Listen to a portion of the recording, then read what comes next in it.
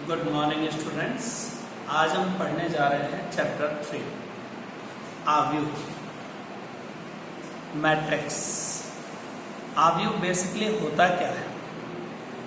तो कुछ संख्याएं हमारे पास होती हैं जिन संख्याओं को हम किसी आयताकार समूह में या फिर वर्गाकार विन्यास के अनुसार व्यवस्थित करें तो इस व्यवस्था को हम कहते हैं आव्यूह। जैसे हमारे पास एक आव्यूह है, मैट्रिक्स है कुछ इस type A11, A12, A13, A21, A22, A23। तो ये आयताकार है। आयताकार क्यों कह रहे हैं इसमें कि ये जो पहले इस तरह से लिखी हुई है इन्हें अपन पंक्ति कहते हैं। ये पंक्ति रो, पहली पंक्ति, ये दूसरी पंक्ति, और ऊपर से नीचे आते हैं तो हम इन्हें स्तंभ कहते हैं, कॉलम्स। तो इसमें कितने स्तंभ और कितनी पंक्तियां पाई गई?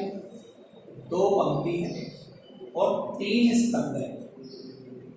जिनके ये जो अंदर लिखे हुए हैं इनको कहते हैं इनके अवयव। यानी ये जो A11 लिखा है ये पहली पंक्ति के पहले स्तंभ का अवयव है, ये पहली पंक्ति के दूसरे स्तंभ का अवयव है, ये पहली पंक्ति के तीसरे स्तंभ का अवयव है। तो इस तरह से अपन इधर तो बोलते हैं रो यानी पंक्तियां, और ऊपर से नीचे की तरफ देखें ये तो इन्हें अपन कॉलम्स कहते हैं, स्तंभ। तो ये एक आयताकार आव्यूह है, रेक्टेंगुलर मैट्रिक्स। लेकिन इसकी जगह यदि हमारे पास इस टाइप का कोई आ जाता A11, A12, A13, A21, A22, A23, A31, A32, A33, तो हम इसे वर्गाकार आव्यूह कहते हैं, स्क्वायर मैट्रिक्स कहते हैं। क्यों कहते हैं? क्योंकि इसमें पंक्तियों की संख्या और स्तंभों की संख्या दोनों एक समान है। ये आप देख रहे हैं, पहली पंक्ति, दूसरी पंक्ति, तीसरी पंक्ति, ऊपर से नीचे आए तो पहला स्तंभ, दूसरा स्तंभ, तीसरा स्तंभ। इसलिए अपन इन्हें कहते हैं कि ये C1, C2, C3 स्तंभ है और ये अपनी पंक्तियां R1, R2, R3। तो दी गई संख्याओं को आयताकार या वर्गाकार विन्यास के अनुसार व्यवस्थित करने की जो प्रक्रिया होती है उसी को अपन क्या कहते हैं? आव्यूह यानी मैट्रिक्स। तो ये तो था मैट्रिक्स। अब इसमें ये जो अंदर लिखे हुए हैं ये सब इसके अवयव कहलाते हैं। तो इसमें अवयवों की संख्या है 6, इसमें अवयवों की संख्या है 9। तो किसी भी आव्यूह में अवयवों की संख्या कितनी होगी ये पता लगाना बहुत आसान है। उसकी पंक्तियों की संख्या को स्तंभों की संख्या से गुणा करना चाहिए। तो अब यहां पर हम और भी सीखते हैं ऑर्डर ऑफ ए मैट्रिक्स, आव्यूह का क्रम।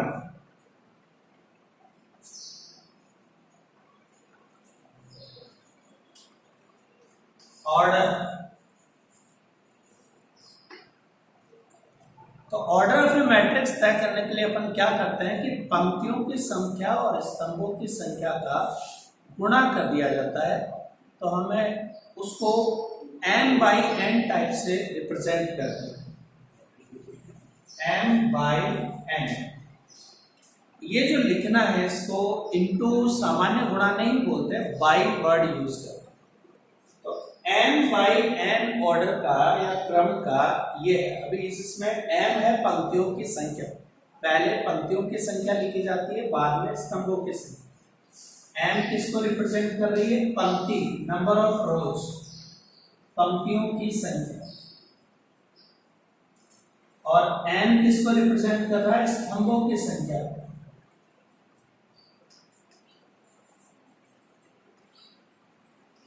यानी नंबर ऑफ कॉलम्स। तो यदि नंबर ऑफ कॉलम्स और नंबर ऑफ रोज को अपन इस तरह से लिखते हैं m बाई n के रूप में, तो वो उसका ऑर्डर कहलाता है, क्रम कहलाता है। तो ये आव्यूह का क्रम, जैसे अभी इसके इस मैट्रिक्स का ऑर्डर तय करना हो तो क्या बनेगा 2/3। क्या ऑर्डर रहेगा इसका 2/3। 2/3 क्यों? क्योंकि इसमें रोज यानी पंक्तियां कितनी है 2 और स्तंभ कितने हैं 3। लेकिन इसका ऑर्डर तय करें तो अभी क्या आएगा, स्तंभ में 3 है और पंक्ति भी 3 है, तो 3/3 का इसका ऑर्डर 3/3।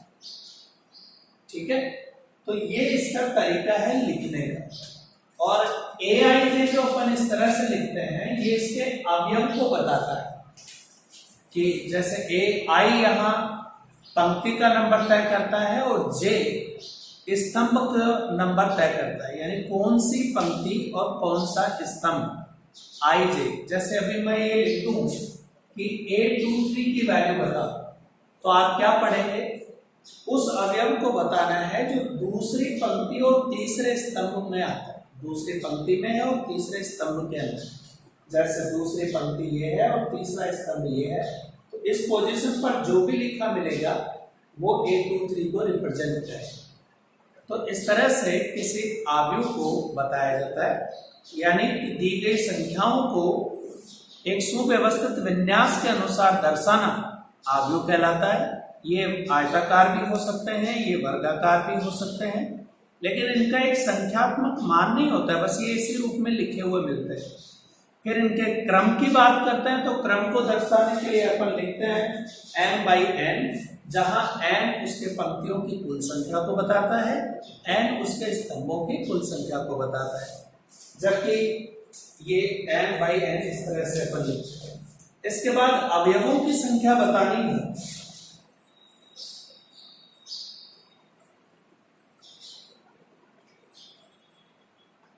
तो m इंटू n, यानी यहां पर इसको गुणा पड़ेगा,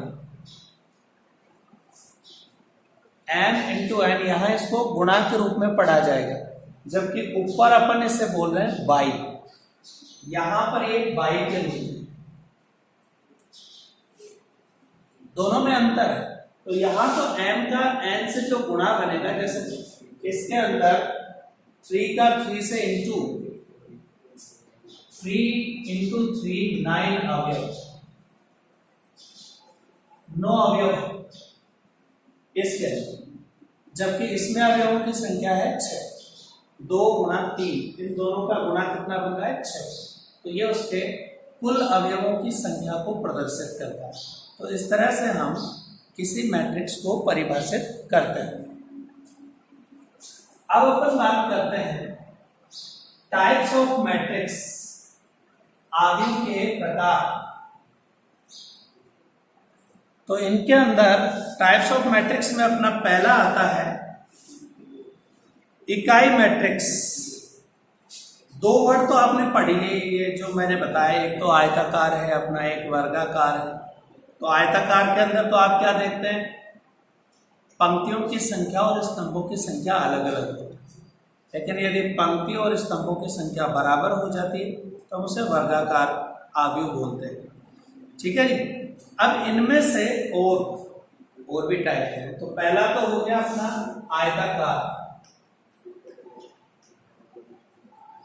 आव्यूह, रेक्टेंगुलर मैट्रिक्स। तो आयताकार आव्यूह के अंदर अपन क्या करते हैं, इसके अंदर 1 2 3 4 5 6 जैसे मैंने लिखा, तो इसका ऑर्डर है 2/2, यानी पंक्ति की संख्या और स्तंभों की संख्या अलग अलग है।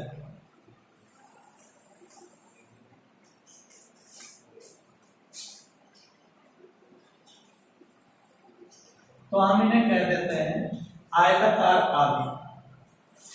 यदि वर्गाकार आव्यूह की बात करते हैं तो इसमें 2/2 3/3 इस टाइप के मिलेंगे।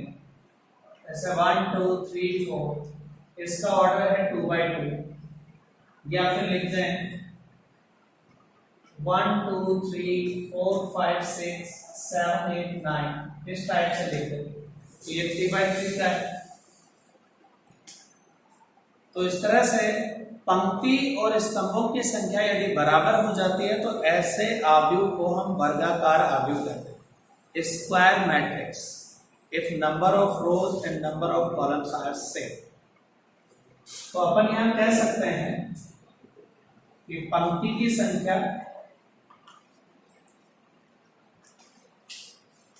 बराबर स्तंभों की संख्या।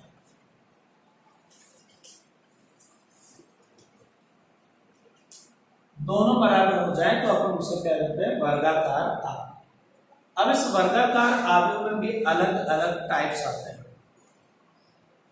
इस वर्गाकार आव्यूह के टाइप्स में अपन देखें कि अपने पास स्केलर आ सकता है, अदिश, ठीक है, अपने पास इकाई वाला आ सकता है, यूनिट, ठीक है, तो डायगोनल मैट्रिक्स आ सकता है यानी विकर्ण आव्यूह। ये वर्गाकार आव्यूह के अलग अलग प्रकार बनते हैं जिन्हें अपन इस रूप में लेते हैं। तो जैसे पहला है विकर्ण आव्यूह।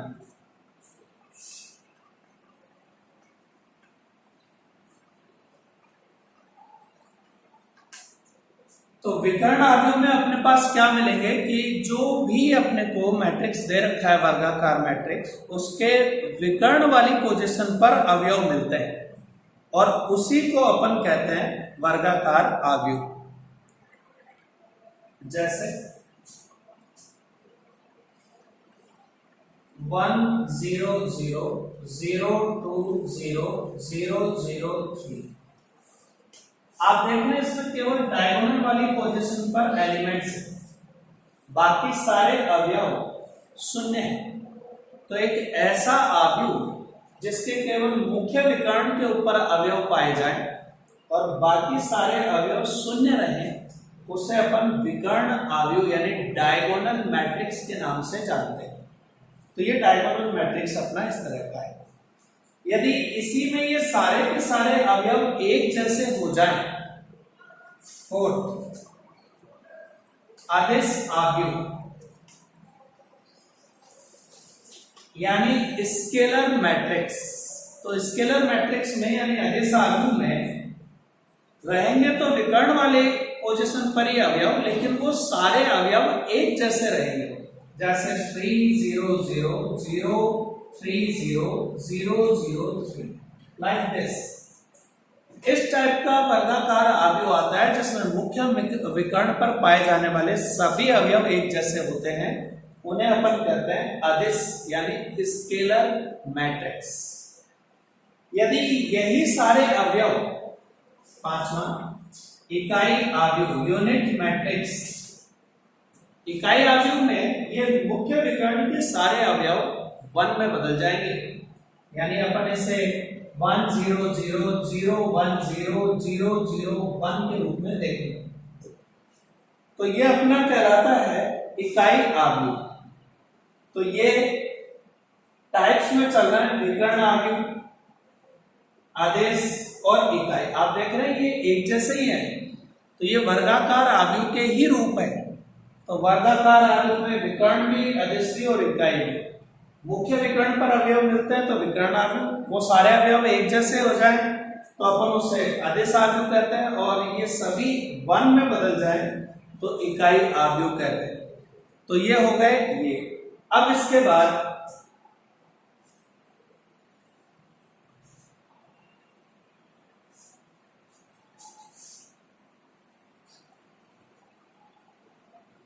आगे की अपन बात करें तो नेक्स्ट टाइप है पंक्ति आव्यूह।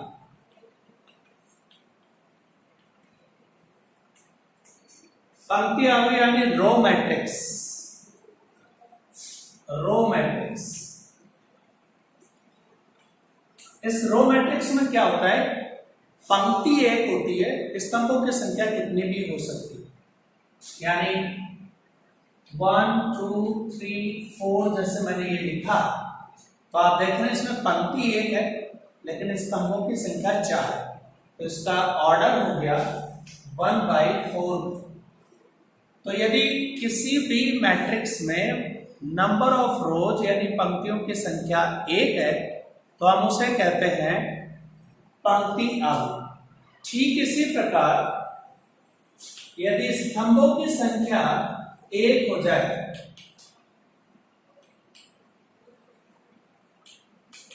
यही चीज यूं लिख दी जाए 1 2 3 4 यानी 4/1, यानी किसी आव्यूह में स्तंभों की संख्या 1 हो, पंक्ति कितनी भी हो सकती है तो हम उसे स्तंभ आव्यूह के नाम से जानते हैं। तो इसके अंदर आप देख रहे हैं कॉलम मैट्रिक्स है ये। तो कॉलम मैट्रिक्स में क्या हुआ, सारे अवयवों की जो है पंक्तियां तो कितनी हो सकती है लेकिन सारे के सारे अवयव से पहले स्तंभ में ही आ रहे हैं, इसलिए हम इसे कहते हैं स्तंभ आव्यूह। तो ये इस प्रकार का स्तंभ आव्यूह कहलाता है अपना। अब इसके बाद अगला है ऐड शून्य आव्यूह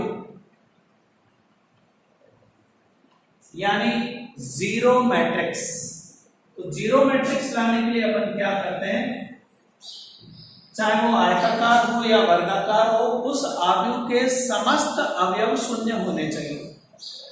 0 0 0 0 0 0, जैसे ये 2/3 ऑर्डर का जीरो मैट्रिक्स है।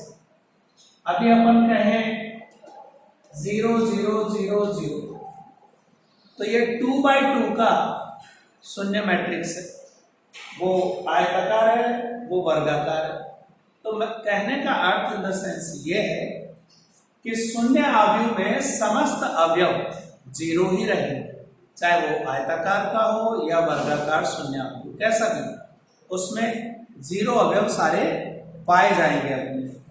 इसके बाद अपन त्रिभुजाकार आव्यूह की बात करेंगे।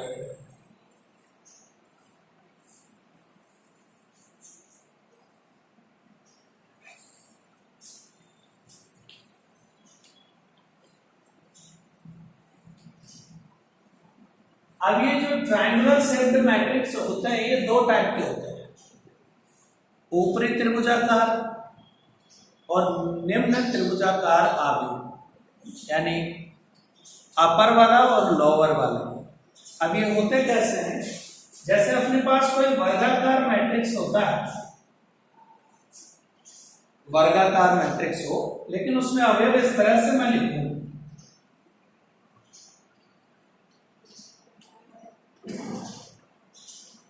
आप एक खास बात नोटिस कर रहे हैं कि इसमें ऊपर की तरफ एक ट्रायंगल बन रहा है, यानी ट्रायंगुलर शेप में एलिमेंट्स हैं। ये 3 अवयव शून्य रहने चाहिए हमेशा, तो केवल ऊपर वाला एक ट्रायंगल बनता है। तो ऐसे आव्यूह को ऊपरी त्रिभुजाकार आव्यूह के नाम से जानते हैं। लेकिन यही सिचुएशन यदि अपन नीचे कर दें और ये 3 अवयव शून्य कर दें, 1 0 0 2 4 0 3 5 और 6, तो इस बार नीचे की तरफ त्रिभुज बन रहा है, ऊपर के तीनों अवयव शून्य है, तो इसे निम्न त्रिभुजाकार आव्यूह कहते हैं। ये ऊपरी है और ये निम्न है, यानी दोनों अलग अलग रूप में। तो त्रिभुजाकार आव्यूह 2 टाइप के होते हैं, अपर एंड लोअर। तो ये थे अपने टाइप्स ऑफ मैट्रिक्स। तो आपने देखा कि मैट्रिक्स को जनरली अपन ब्रैकेट, बड़े वाले ब्रैकेट के रूप में इस तरह से दर्शाते हैं। आपकी बुक में इसी तरह से मैट्रिक्स को रिप्रेजेंट करने का तरीका दिया हुआ है। तो मैट्रिक्स किसे कहते हैं, इनके प्रकार किस तरह के होते हैं, आयताकार वाले भी हो सकते हैं, वर्गाकार वाले भी हो सकते हैं। फिर इनके विभिन्न और प्रकार शून्य मैट्रिक्स का है, पंक्ति का है, स्तंभ मैट्रिक्स का है, वर्गाकार में भी विकर्ण मैट्रिक्स है, अदिश मैट्रिक्स है, इकाई मैट्रिक्स है। तो कहने का अर्थ यह है कि ये अलग अलग टाइप के मैट्रिक्स पाए जाते हैं। तो इस तरह से हमने टाइप्स ऑफ मैट्रिक्स का सुना। ऐसे ही समान आव्यूह भी हो सकते हैं जिनमें 2 आव्यूह ऐसे हों जिनमें पंक्तियों की संख्या और स्तंभों की संख्या समान होने के साथ साथ अवयवों की संख्या भी समान पाई जाए तो हम उन्हें समान आव्यूह कहते हैं। तो ये इस तरह से बाकी क्वेश्चंस और इन पर बेस्ड चीज़ें कल डिस्कस करेंगे। Thank you.